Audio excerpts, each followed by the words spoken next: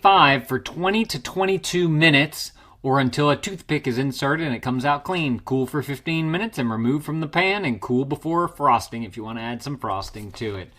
Gotta say, super simple to do if you follow those instructions, and they come out amazingly fluffy and amazingly moist. Let's take another bite. That is so good. I gotta say, even with their sweetener in there, I can taste a tiny bit of sweetness, but it's not like over